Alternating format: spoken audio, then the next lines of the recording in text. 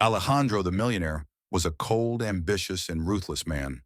When his wife died during childbirth, Alejandro blamed his newborn son, Pablo, who was born deaf. In his fury and pain, Alejandro refused to take responsibility as a father. He decided to place Pablo in an orphanage, hiding the truth about his son to protect his reputation. The heart-wrenching scene when Alejandro turned away from Pablo in the orphanage remained etched in memory. The baby stretched out his hands towards him, as if pleading, but Alejandro ignored him. The people at the orphanage condemned his action, but he merely cast them a cold glance before getting into his car and driving away, leaving Pablo crying. Alejandro even justified himself, saying that a deaf-mute child would never achieve anything in life, and that he didn't need this burden. Senora Rosa, an orphanage worker, couldn't hide her indignation. "Alejandro, your son is not a burden. He is a wonderful child, and he deserves love. You cannot be so cruel." Alejandro brushed Pablo's hand away and turned to Senora Rosa. "I'm not here to listen to lectures. I've already made my decision. You just need to do your job," he said firmly before leaving. Senora Rosa knelt down beside Pablo, gently placing a hand on his shoulder. "Pablo, I will take care of you," she said in a soothing tone, but her heart ached unbearably for what this child had faced. Pablo looked at her with tears in his eyes, then shifted his gaze to the door through which his father had left. Outside, Alejandro got into the car and signaled the driver to leave. His personal assistant, Javier, was already waiting for him inside the car, looking into the rearview mirror. "Is everything all right, senor?" Javier asked in a neutral tone. "There's nothing more to discuss here," Alejandro answered coldly. "It's just a trifle." Javier smiled slightly, nodded, and said nothing more. The car started moving through the snow, leaving behind the orphanage plunged into silence and cold. Pablo still sat there staring at the door, as if expecting someone to return, a miracle. But the door didn't open, and the father he had loved so much didn't come back. Senora Rosa sighed, carefully picked up the child, and carried him inside where a blazing fireplace offered some warmth. "Now you will find your home here, Pablo. Together we will get through this," Senora Rosa said, though her heart continued to ache with the little boy's suffering. This scene concluded the cold winter day. Pablo, wrapped in an old blanket, looked out the window. He didn't yet know that this day would become a decisive turning point in his life. Over time, the orphanage became a place where Pablo had to learn to live and cope with difficulties. For him, it was never a home. The small room, old bunk beds, and simple food couldn't fill the emptiness in his heart. Pablo grew up alone, enduring curious looks and even ridicule from the other children. "Here comes the mute. He can't speak," Carlos, one of the boys, shouted, laughing with his friends in the small dining room, where Pablo sat alone in a corner, avoiding others' gazes. Pablo couldn't answer and didn't know how to react. He just lowered his head, gripping his spoon tightly, but his eyes reflected deep pain. Although he couldn't clearly hear the taunts, he felt their contempt through their gestures and looks. Senora Rosa entered the dining room and quickly intervened. "Carlos, be quiet, immediately. If you continue, you'll be cleaning the entire kitchen tonight," she said sternly. Carlos shrugged, trying to hide a mocking smile, and then left with his group of friends. Senora Rosa approached Pablo, put her hand on his shoulder, and said softly, "Don't worry, Pablo. Don't pay attention to them. You are stronger than you think." Pablo nodded slightly, but his eyes remained downcast. He couldn't say thank you, but Senora Rosa's warm tone eased his pain a little. In his free time, Pablo usually sought out a quiet corner in the orphanage yard, where a large tree and an old wooden bench stood. There, he spent hours with sheets of paper and pencils that Senora Rosa managed to get from small donations.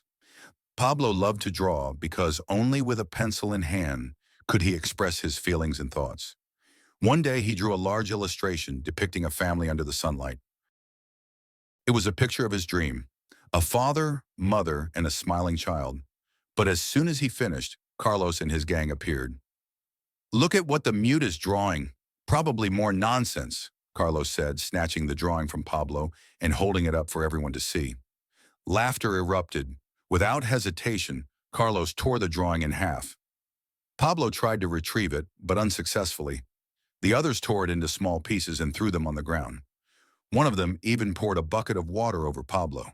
"Useless mute," said Carlos, throwing the bucket aside before leaving with his group.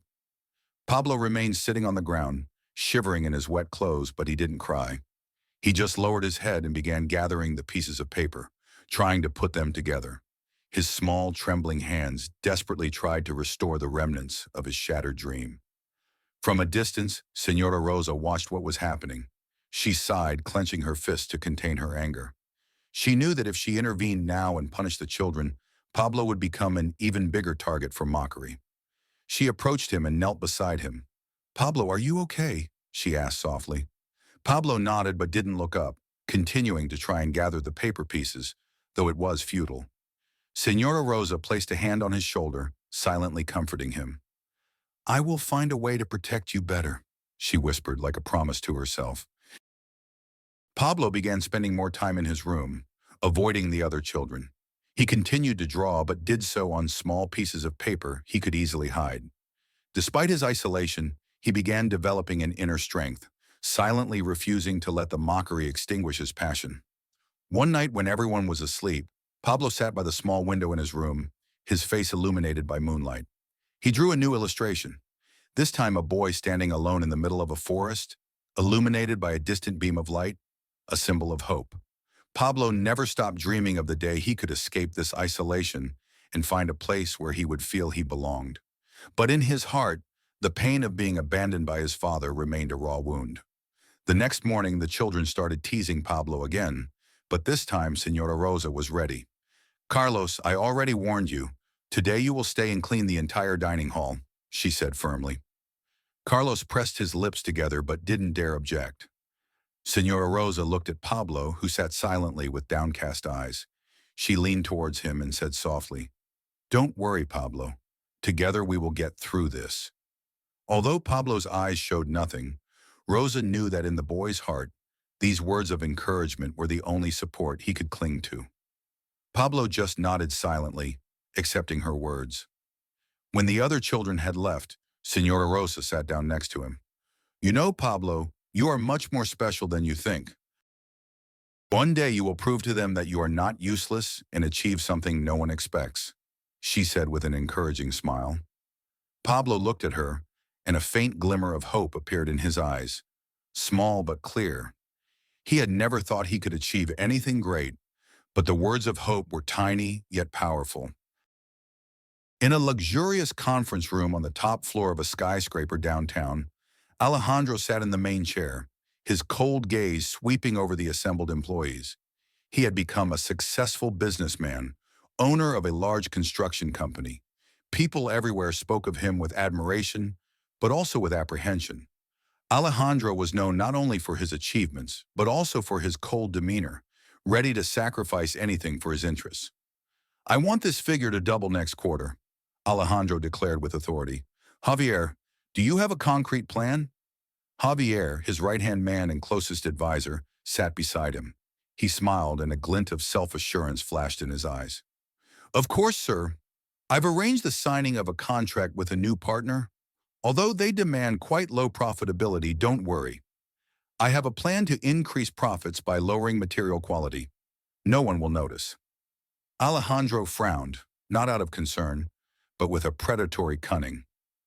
"Are you sure this won't lead to consequences?" he asked. "Completely confident, sir. If problems arise, I will take full responsibility," Javier replied with near unbelievable confidence. Alejandro nodded, unwilling to delve further into the conversation. For him, profits were always paramount, and Javier had proven himself a man who delivered results, regardless of the methods. The other employees in the room exchanged worried glances, but no one dared to say anything. They knew Alejandro was a man hard to reason with, and certainly not one to accept advice contradicting his ambitions. A few months later, the company began facing its first problems. Buildings Alejandro had invested in were collapsing due to the use of low-quality materials. The media began asking questions, and shareholders grew increasingly restless. In his private office, Alejandro slammed a report on the table. His eyes were filled with fury. "Javier, explain to me what is happening here," he shouted angrily. Javier tried to remain calm. "Sir, this is just a minor incident. I've already contacted the crisis management team, and we will resolve everything before it gets out of control. Alejandro was not satisfied. A minor incident? Do you know how this affects the company's reputation? Our stocks have fallen 15% this week. Javier smiled, this time somewhat strained. Sir, I assure you, everything will be fine. Trust me. Alejandro stared at him for a long time. Deep down, he began to doubt his partner, but his pride wouldn't let him admit he might have been wrong to trust him with so much power. Eventually, he just waved his hand dismissively. Meanwhile, in other departments, employees increasingly discussed the reckless decisions of management, especially those involving Javier. One employee, Ignacio, who had worked for the company for many years, sighed as he spoke with his colleague Maria. Don't you think the company is heading in the wrong direction? He asked worriedly. Maria nodded, lowering her voice so she wouldn't be overheard. It is, but who would dare say anything? Alejandro blindly trusts Javier. If someone says something, they'll lose their job instantly. Ignacio shook his head. It's a shame. This company used to be a source of pride for all of us, but now it's crumbling due to the greed of a few people. Back in the office, things were far from calm. Despite the imposing exterior of the building, the financial reports became increasingly negative. Alejandro constantly called emergency meetings, but instead of taking responsibility, he blamed everyone around him. Even the most loyal employees began feeling weary and losing trust in him. One day, Javier walked into the office with his usual confidence, but this time Alejandro couldn't contain himself. You said everything would be fine. Now explain to me why we've lost 2 more major contracts, Alejandro roared. Javier shrugged as if it weren't a serious problem. Sir, I think you should calm down. All my decisions were for the best. Perhaps the problem lies in how you manage the company. Alejandro was stunned. It was the first time Javier had dared speak to him like that. Instead of replying, he felt a surge of anger that made him slam his fist on the table. Get out of here right now, he screamed, his voice trembling with rage. Javier left, but not without throwing a mocking smile over his shoulder. In that moment, Alejandro realized Javier was no longer fully loyal to him, but he couldn't act immediately because Javier held too many secrets and too much power within the company. That night, Alejandro stayed alone in his spacious office. The light from the chandelier reflected off the disastrous financial reports. He grabbed a glass of strong liquor and downed it in one gulp, feeling only disappointment. Pressure weighed on his shoulders, but instead of reflecting, he only felt anger and helplessness. He looked out the window at the illuminated city, which had once been a symbol of his success. Now, Alejandro felt everything crumbling, but his pride wouldn't allow him to accept responsibility. He told himself it was temporary, that he would regain control. Yet deep down, for the first time, he felt genuine fear. He feared not only losing the company, but everything he had built, including the reputation he valued so much. The image of Alejandro sitting motionless in his office, eyes red, reflected the internal collapse of a man blinded by his unrestrained ambition. He realized Javier wasn't the only problem. He himself, with his pride and greed, was the main cause of his failure. As the night wore on, the lights of Alejandro's luxurious mansion continued to burn in the quiet residential area. Alejandro passed through heavy iron gates, his footsteps echoing on the cold stone floor. Inside the mansion, despite the opulence, only the wind whistled through cracks in the windows. Clara, the housekeeper, bowed her head in greeting before disappearing, noticing the tension on her master's face. Alejandro took off his coat and carelessly threw it on a chair. This mansion, once full of family laughter, had become an empty shell filled with memories he couldn't forget. He walked towards a room where old belongings were kept, a place he hadn't dared open for a long time. The old wooden door creaked as he pushed it open. The smell of damp wood and time enveloped him, forcing a grimace. In the dark room hung photographs, old toys, and a box with his wife Elena's belongings, untouched on the shelves. He noticed a family photo, him in the center, one hand on Elena's shoulder, the other embracing Pablo as a child. Pablo's eyes in the photo shone with an innocence and happiness Alejandro could no longer recall. Alejandro picked up the photograph, feeling as if it weighed a ton. Memories of Elena returned, constricting his chest. Elena had died many years ago from an illness, leaving a void Alejandro had never tried to fill. He put the photograph back on the shelf with a darkened expression. The memory of his son seemed like a curse. Memories of his decision to abandon Pablo overwhelmed his mind, vivid as if they happened yesterday. He remembered the child's tear-filled eyes, how Pablo had clung to his clothes, desperately begging, and how he had ignored him. "It's you! You are the cause of everything!" Alejandro whispered angrily, as if speaking to an invisible ghost. He kicked a chair violently. It fell to the floor with a loud crash. Rage seized him uncontrollably. He began tearing photographs from their frames, throwing memories onto the floor, scattering them to pieces. Clara, hearing the noise, ran to the room alarmed. "Señor Alejandro, is everything all right?" she called from the doorway. "Get out!" Alejandro roared, his voice so forceful that Clara stepped back, frightened. She didn't dare enter, remaining there worried but helpless. Alejandro surveyed the destruction he had caused, breathing heavily, but his rage didn't subside. He grabbed another photograph showing Elena smiling and hugging Pablo, and tore it in half. "Because of you, all because of you," he screamed, slamming his fist on the table, as if the noise could soothe the pain consuming him. But then silence fell in the room. Alejandro fell to his knees. His forehead trembled. For the first time in many years, he felt utterly alone. There was no one left to share his burden. He had no family. He had lost the wife who had once been his greatest support. Only an emptiness impossible to fill and regret burning within remained. Clara, after waiting a while, decided to open the door slightly. She saw Alejandro sitting amidst the chaos, head lowered, holding the torn family photograph in his hands. His gaze was empty, nothing like the powerful man she knew.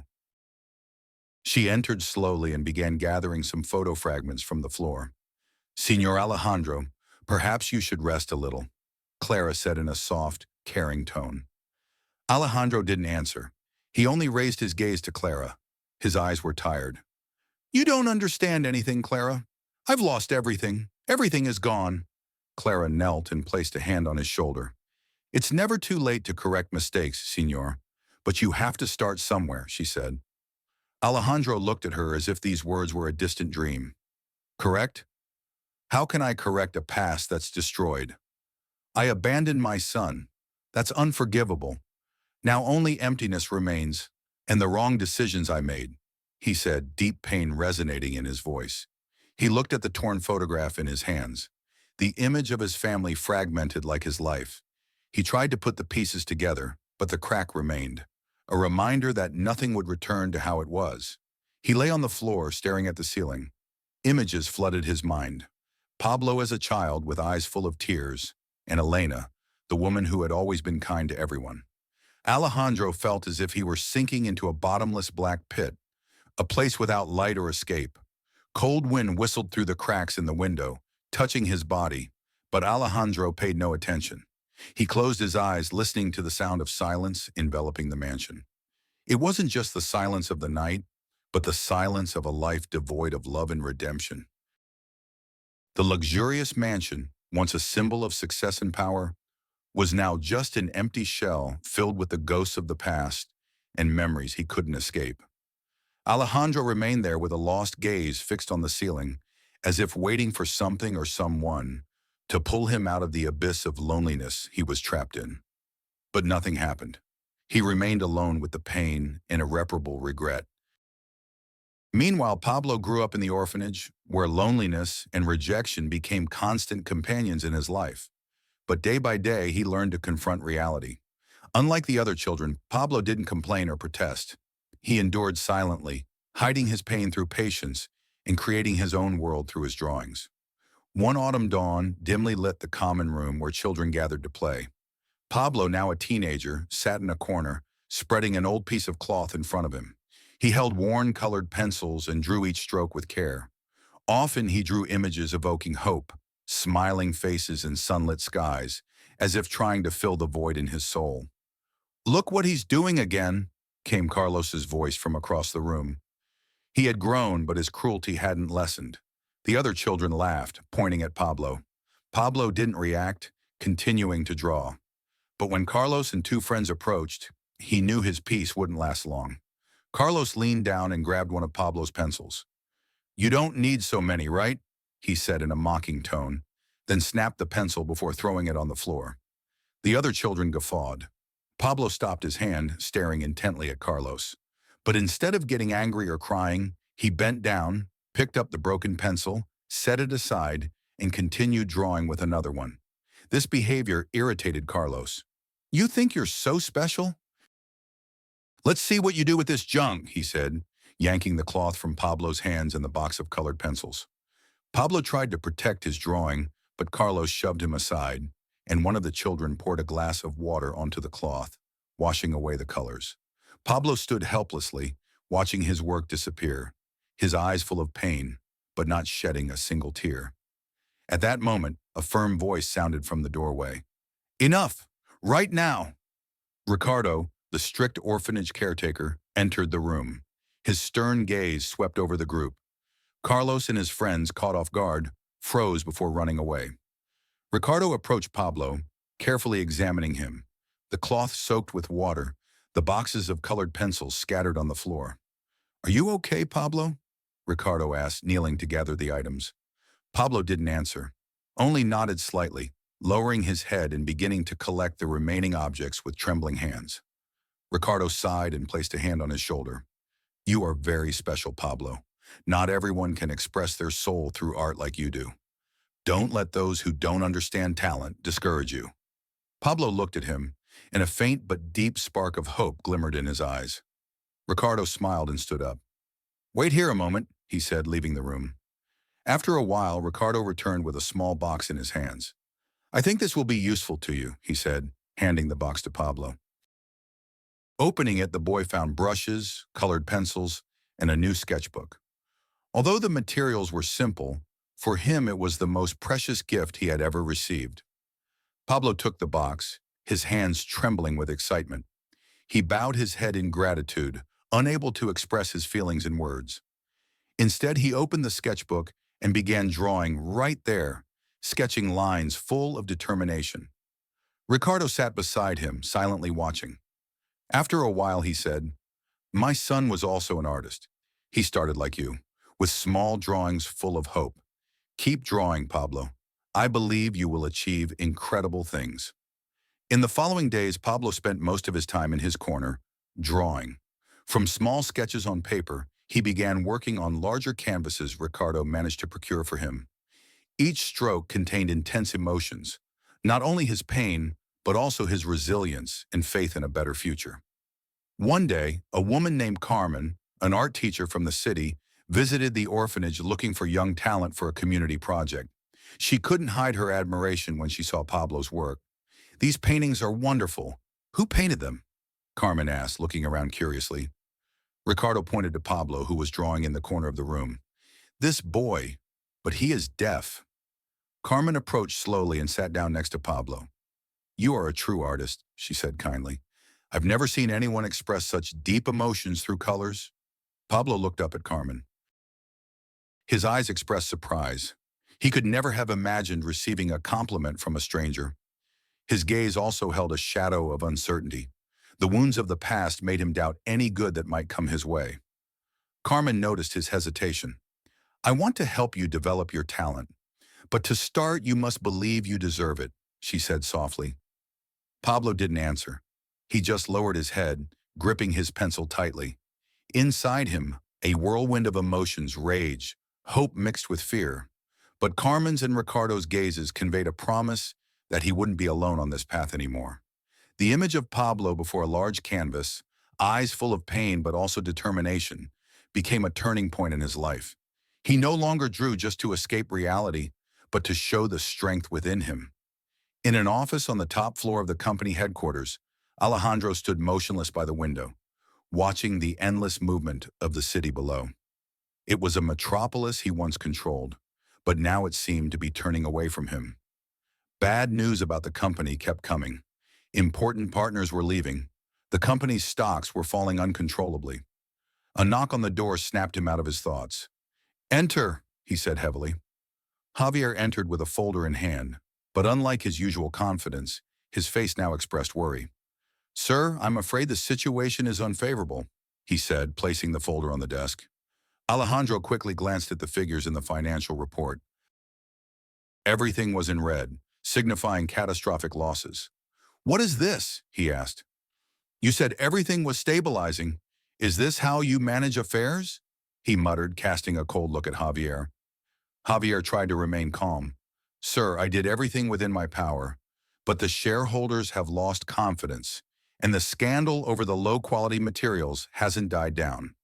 I warned you we needed a plan to protect the company's image." Alejandro forcefully threw the folder on the table, interrupting him. "You were responsible for these decisions. Don't blame me," he said, standing up. His eyes were full of rage. Javier smirked and showed defiance without hesitation. "Forgotten that you approved all the plans? I executed your orders.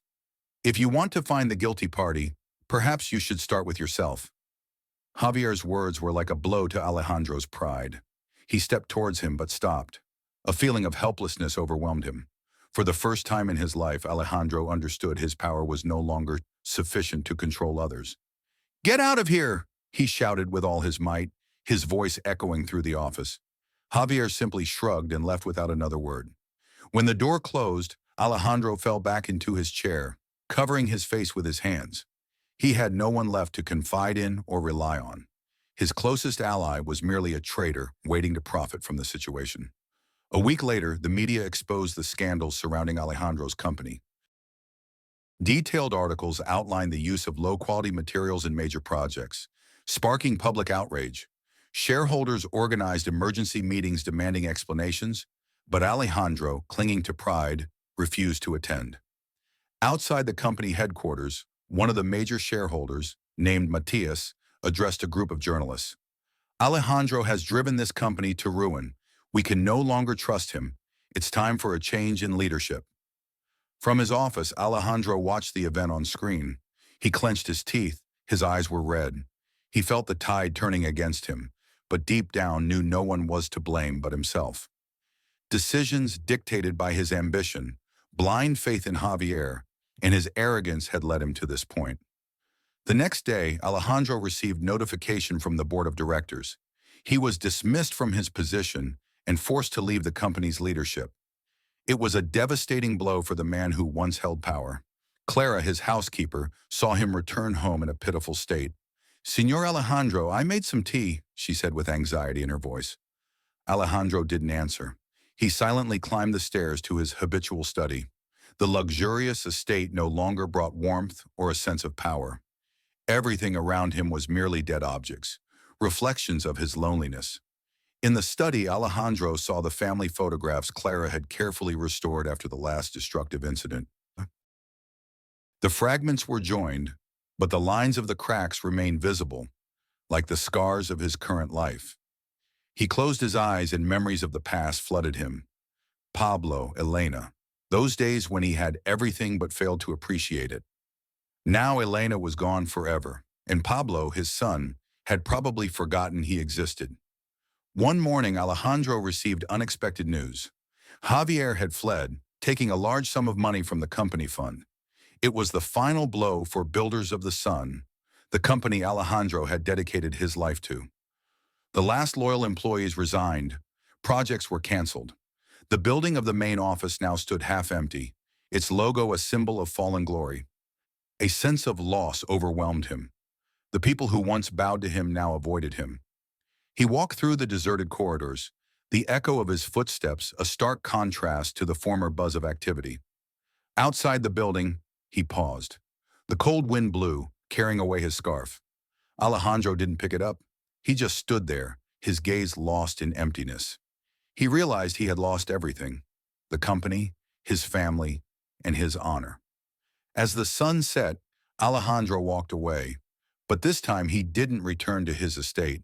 He drove to a remote suburb where he had lived in his youth before becoming rich. He parked his car by the road and walked towards an empty field. The last light of day illuminated his face, revealing the weariness and loneliness deeply rooted in his eyes. Alejandro remained there for a long time, as if awaiting redemption, but nothing happened. Only he remained, with the mistaken decisions that had destroyed everything he once had. The next day, Alejandro entered the shareholders' meeting hall, a place that had once been his domain. The spacious, bright space under the chandelier now seemed suffocating. The gazes that once followed him with respect were now cold and critical. News that Builders of the Sun had been acquired by a young, mysterious entrepreneur had spread, and Alejandro was summoned to discuss the new direction. Alejandro straightened his tie, trying to maintain his dignity, though inside he was anxious. Javier stood beside him with his habitual smug smile, but this time even that couldn't calm Alejandro's growing unease. "Is everyone present?" Alejandro asked sharply, his gaze sweeping the room. One shareholder, Mr. Enrique, replied, "Yes, all are here, but we await the new president who will lead the company from this moment." Alejandro narrowed his eyes. "The new president? Who dares challenge me?" he thought. The large door to the hall opened, and all eyes turned to the man entering. Impeccably dressed in an expensive suit, tall and with a confident bearing, he walked slowly toward the front of the hall. His dark hair was perfectly groomed, and his eyes reflected unwavering resolve. Alejandro's heart beat faster as he recognized the familiar face. "Pablo," he muttered in disbelief. Pablo, whom Alejandro had abandoned many years ago, stood before him with the bearing of a leader. Pablo looked him straight in the eyes without doubt or fear. "Ladies and gentlemen, I am Pablo Martinez, the new president of Builders of the Sun," Pablo declared clearly and firmly. Each word was like a knife plunging into Alejandro. "Today I am here not only to take control of this company, but to restore the lost values." Alejandro stammered. "How? How did you do this?" Pablo cut him off. "You don't need to know. I am here to make an important announcement.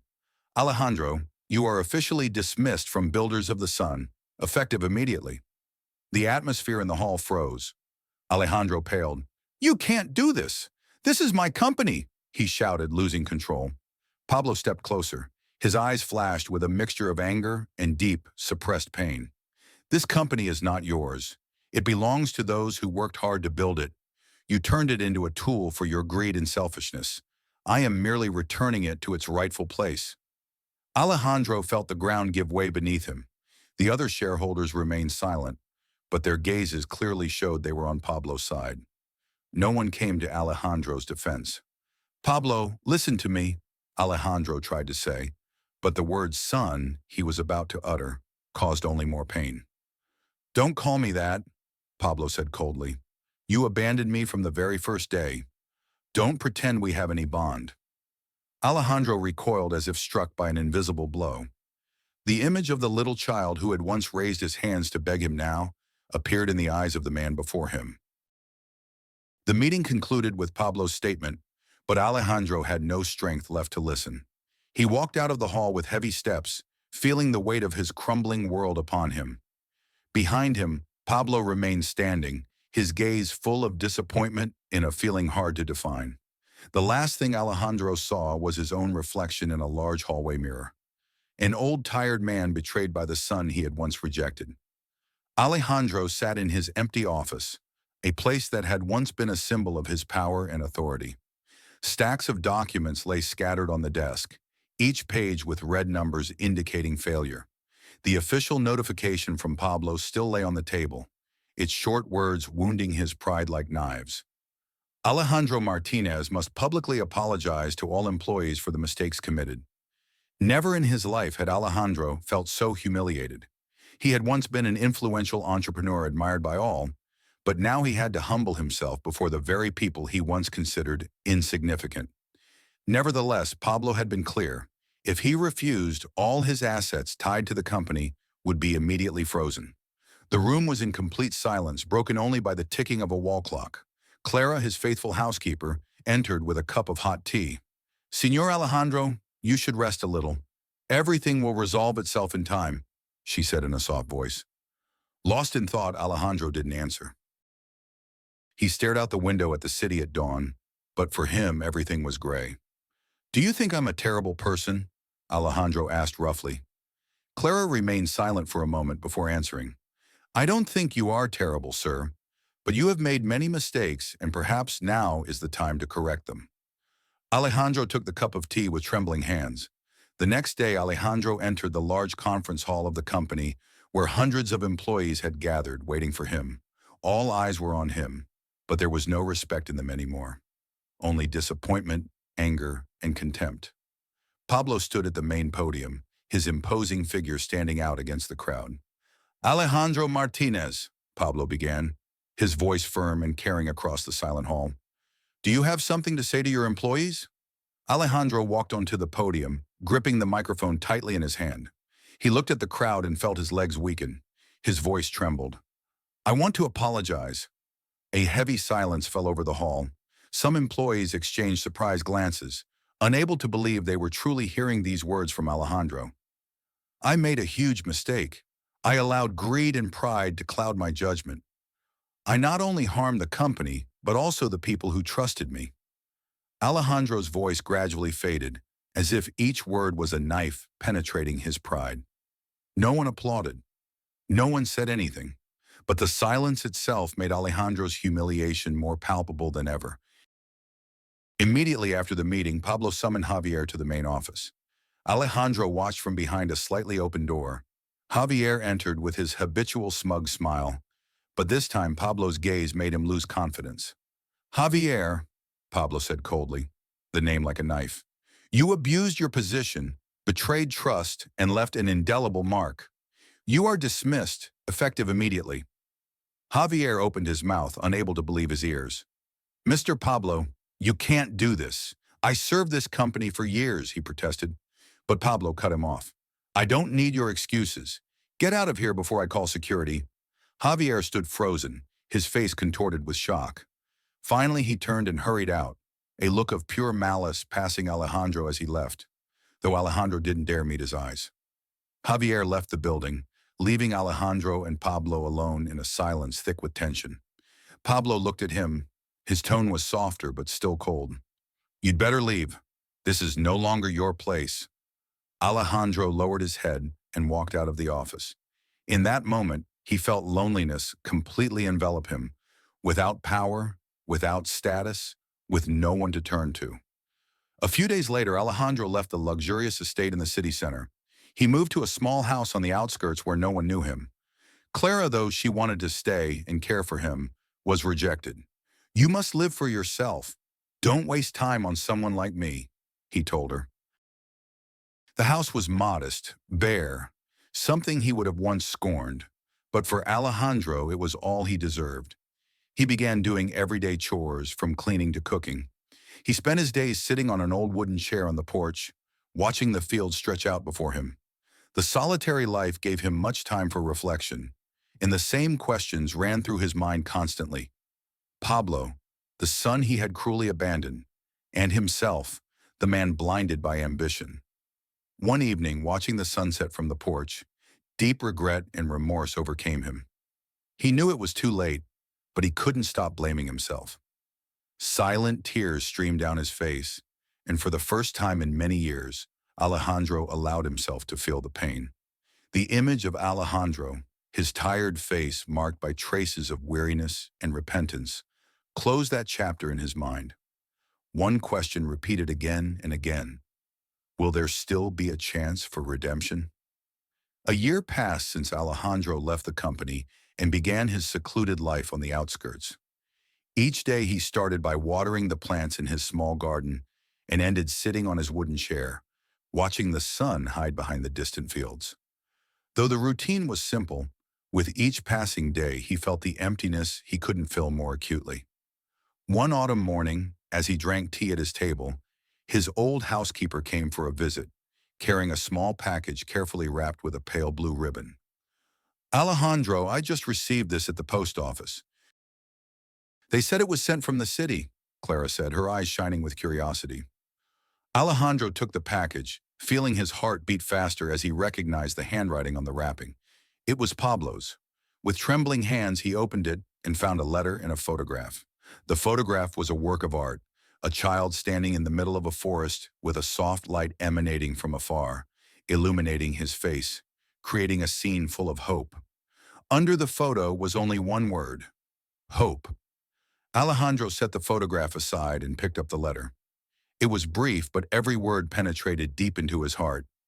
Father, this year I have thought a lot. Perhaps we cannot change the past, but I believe everyone deserves a second chance. This is one of the works I painted, and it reflects my feelings now. I don't blame you, and I hold no grudge. I only hope you find peace and the true meaning of life. Pablo. Alejandro bowed his head onto the table, unable to hold back tears. He cried for the first time in his life with deep pain, but also a strange feeling of relief. Pablo didn't accuse him. Pablo didn't hate him. Instead, he offered forgiveness Alejandro had never dared to expect. Clara, who had stayed nearby, placed a hand on his shoulder. Mr. Pablo is truly a remarkable son.